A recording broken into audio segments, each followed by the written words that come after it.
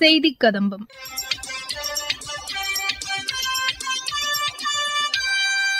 இன்றைய செய்திக் கதம்பத்தில் உலக பெண் குழந்தைகள் தினத்தையொட்டி மத்திய அரசு செயல்படுத்தி வரும் திட்டங்கள் குறித்து கன்னியாகுமரி மாவட்ட சமூக நல அலுவலர் திருமதி விஜய மீனா தரும் தகவல்கள் மற்றும் மத்திய அரசின் சமூக வலைதள பதிவுகள் உள்ளிட்டவை இடம்பெறுகின்றன.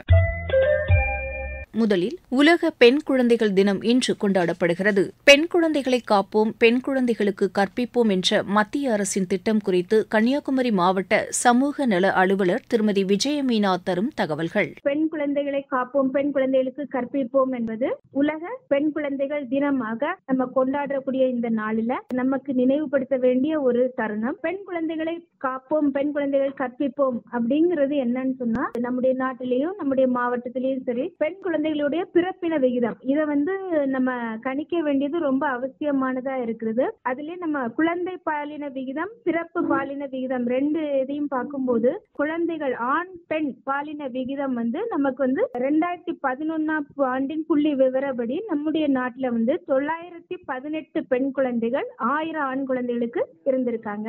இந்த நிலை நமக்கு 1961 பார்க்கும்போது 1000 ஆண் குழந்தைகளுக்கு 976 பெண் குழந்தைகள் இருந்திருக்காங்க.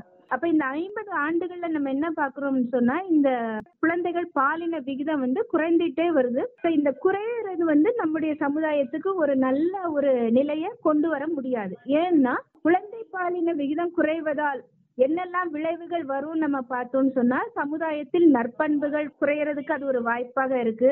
பெண் குழந்தைகளுக்கு எதிராக இழைக்கப்படும் குற்றங்கள் ஜாஸ்தியாக கூடிய நிலை உருவாகக்கூடியது. தாய்மார்களுடைய ஆரோக்கிய குறைவு, இத அவங்களுடைய ஹெல்த் ஆஸ்பெக்ட் நம்ம பார்க்கும்போது அவங்க ரொம்ப பாதிப்பு அடையக்கூடிய ஒரு நிலையை உருவாக்குது.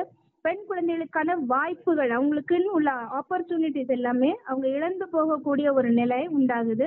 ஒரு பெண் பல ஆண்களை மணக்கக்கூடிய நிலை கூட வரக்கூடிய வாய்ப்புகள் உண்டு. நம்ம பெண் குழந்தைகளுடைய எண்ணிக்கை குறைஞ்சிக்கிட்டே போகும்போது அந்த சமுதாய சீர்கேடு நிறைய வரக்கூடிய வாய்ப்புகள் இருக்கு. அதனால நம்ம இந்த விஷயத்தை நம்ம ரொம்ப முக்கியமாக கருத்தில் கொண்டு நம்முடைய அரசாங்கம் என்ன பண்ணிருக்காங்கன்னு சொன்னா, இந்த பெண் குழந்தைகளை காப்போம், பெண் குழந்தைகளுக்கு கற்பிப்போம் அப்படின்ற புதிய திட்டத்தை கொண்டு வந்திருக்காங்க. இந்த திட்டம் என்ன நோக்கத்தோட செயல்படுத்தப்படுது அப்படின்னு நம்ம பார்த்தோம்னு சொன்னா, பாலின பாகுபாடு அடிப்படையில் குழந்தைகளின் பாலினம் அறிந்து கொல்லப்படுவதை தடுத்தல். அதாவது அந்த குழந்தைகள் கருவில் இருக்கும்போது அது ஆணா பெண்ணான் கண்டறிஞ்சு அந்த குழந்தைய கருவிலேயே இது பெண் குழந்தைனா இது வேண்டாம் அப்படின்னு நிராகரிக்கக்கூடிய ஒரு சூழ்நிலை. சோ அந்த மாதிரி ஒரு நிகழ்வு நம்ம சமுதாயத்துல நடக்க கூடாது அப்படிங்கறதை கொண்டு வருவதற்கும், அதான் அவங்க எல்லாருக்குமே உயிர் வாழறதுக்கு, ஒரு கருவிற்கு உயிர் வாழ்றதுக்கான உரிமை இருக்கு.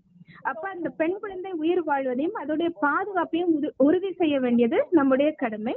பெண் குழந்தைகளின் கல்வியினை மேம்படுத்தணும். இப்போ கல்வி ஒருத்தருடைய வாழ்வாதாரத்தை மேம்படுத்தக்கூடிய ஒரு விஷயமா இருக்கிறனால பெண் குழந்தைகள் இன்னும் மென்மேல ஹையர் ஸ்டடீஸ் படிக்கும் போது, உயர்ந்த கல்வி அடையும் போது அவங்களுடைய ஏர்னிங் கெப்பாசிட்டி, அவங்களுடைய வாழ்வாதாரம் உயர்வதற்கான பல வழிகள் உண்டாதனால நம்ம இந்த நோக்கத்தை வைத்து இந்த திட்டம் செயல்படுத்தப்படுகிறது.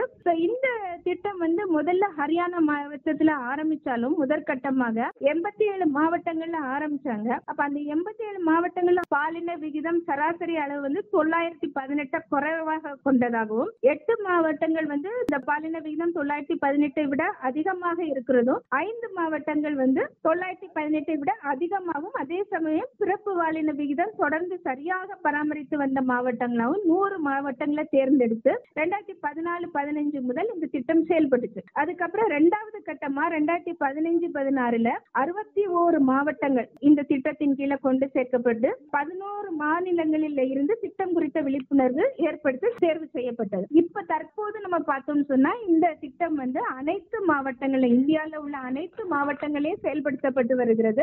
இதுல நம்ம தனியாக ஒரு துறையால் இதை செயல்படுத்த முடியாத பட்சத்துல இந்த திட்டமானது பல்வேறு துறைகளுடன் இணைந்து, இப்ப நம்ம பார்க்கோம்னா ஹெல்த் டிபார்ட்மெண்ட், சுகாதாரத்துறையோட இணையும் போது இந்த PCPND act, pre conception and prenatal diagnostic technique அப்படிங்கிற சட்டம், அந்த சட்டத்தின் மூலமாக தான் நம்ம என்ன ஒரு அந்த சட்டத்தை வலுவான செயல்படுத்துறதன் மூலம் இந்த செக்ஸ் டிட்டர்மினேஷன் அப்படிங்கறத நம்மளால தடை செய்ய முடியும். இல்ல அவசியம் இல்லாத நேரங்கள்ல நம்ம அதை ப்ரமோட் பண்ணக்கூடிய அந்த ஸ்கேன் சென்டர்ஸோ யாரா இருந்தாலும் சரி, எந்த ஒரு சமூக விரோதமான அந்த ஒரு செயல்பாடு செய்யக்கூடியவங்களுக்கு மேல உரிய நடவடிக்கை எடுக்கும் போது இந்த பெண் குழந்தைகளை காப்பாற்றக்கூடிய ஒரு வாய்ப்பு நமக்கு ஏற்படுகிறது. அதே போல ஒருங்கிணைந்த குழந்தை வளர்ச்சி திட்டம், அவங்களோட ICDS அப்படிங்கிற இந்த ஸ்கீம்ல நம்ம பார்த்தோம்னு சொன்னா, அந்த பெண் குழந்தைகளுடைய பிறப்பு, அவங்களுடைய கர்ப்பிணிகளா இருக்கும் போது ஏர்லி ரெஜிஸ்ட்ரேஷன், எவ்வளவு சீக்கிரம் அந்த தாய்மார் அந்த குழந்தையுடைய பிறப்பை பதிவு செய்யறாங்க,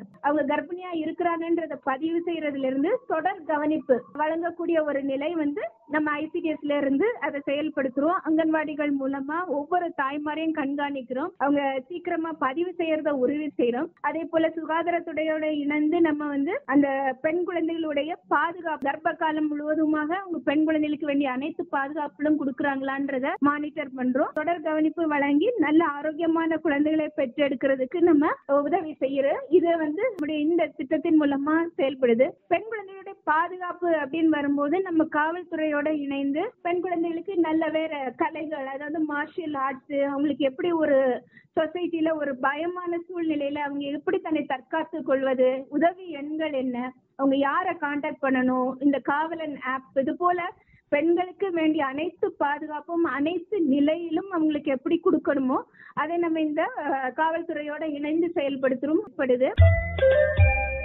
மத்திய அரசின் நலமான பெண்கள் வளமான குடும்பம் இயக்கத்தினை வலுப்படுத்தும் வகையில் சேலம் மாவட்ட தனியார் கல்லூரி சார்பில் மார்பக புற்றுநோய் குறித்த விழிப்புணர்வு பேரணி நடைபெற்றது. இதுகுறித்து எமது செய்தியாளர் வழங்கும் செய்தி தொகுப்பு.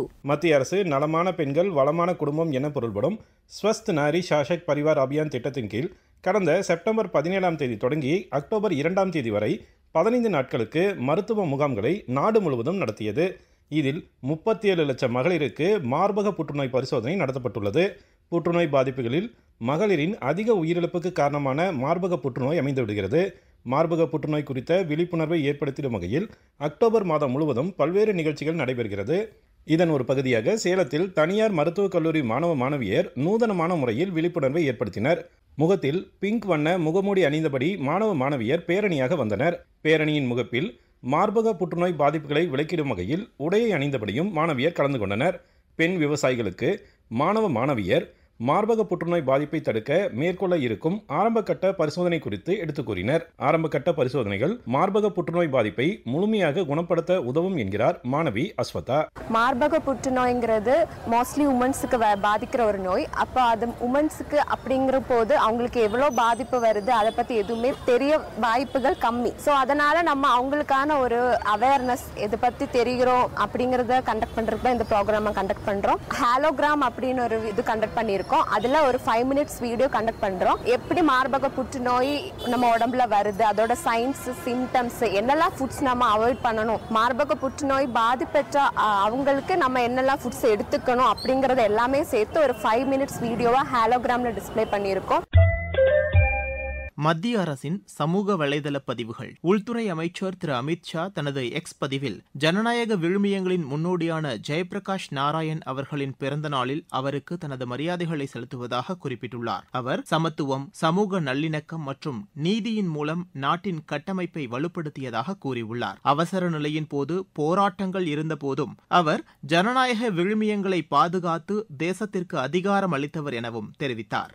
நாக்பூர் பல்கலைக்கழகத்தில் துக்டோஜி மகாராஜ் நினைவு தினத்தையொட்டி ஏற்பாடு செய்யப்பட்டிருந்த விழாவில் திரு நிதின் கட்கரி உரையாற்றினார். கருத்து வேறுபாடுகளை கைவிட்டு துறவி துக்டோஜி மகாராஜின் மனிதநேய கருத்துக்களை நடைமுறைப்படுத்துவதே அவருக்கு செய்யும் உண்மையான அஞ்சலி என்று அவர் மாணவர்களிடம் கூறினார்.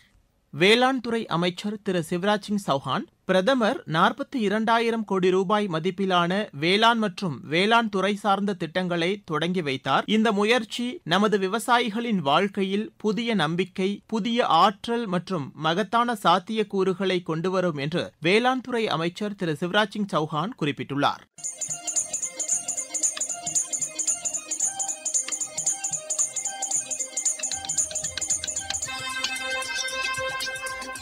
இத்துடன் இன்றைய செய்திக் கதம்பம் நிறைவு பெறுகிறது.